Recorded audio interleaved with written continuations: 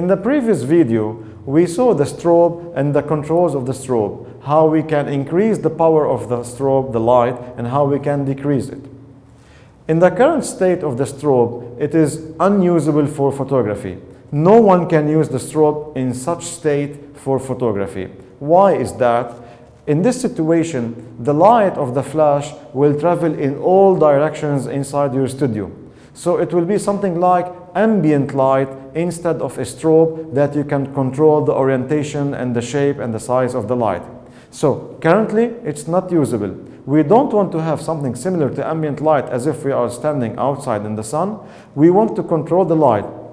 Sometimes we want the light to be narrow, to be straight, spotlight. Sometimes we want it to be a little bit bigger. Sometimes we want it soft or hard, and so on. So this is why we are going to see what are the light modifiers that we can add to the strobe to see how we can control our strobe. The first type of light modifiers that we are going to see is called the reflector. So these are all examples of reflectors that we can use on our strobes. A reflector is a modifier that we can attach to our strobe in this way, such that the light will not travel in all the direction. Instead, it will go only in one direction, the direction of the reflector.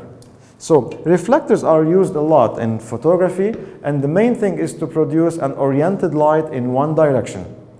In light, there are two types of light, hard light and soft light. For sure, we are going to see both in the coming series of our photography tutorials. For the moment, we just need to understand which type of light modifiers will produce hard light and which type will produce soft light. Reflectors all produce hard light. So whenever you'd like to use hard light, for sure you are going to use one of these reflectors.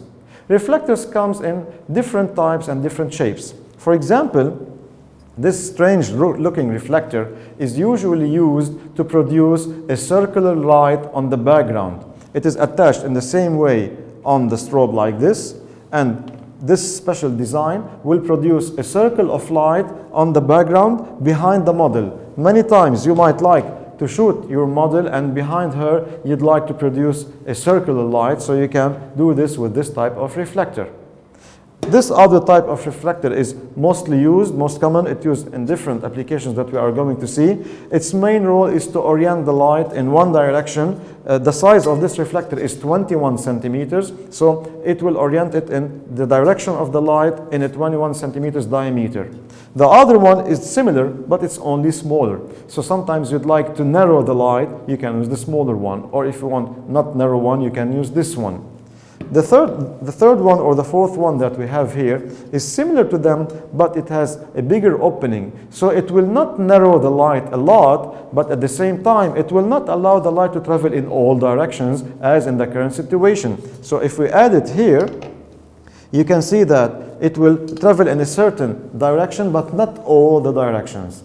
So all these are different examples of reflectors, which are hard light modifiers. So you can use the one that suits the situation of your photography.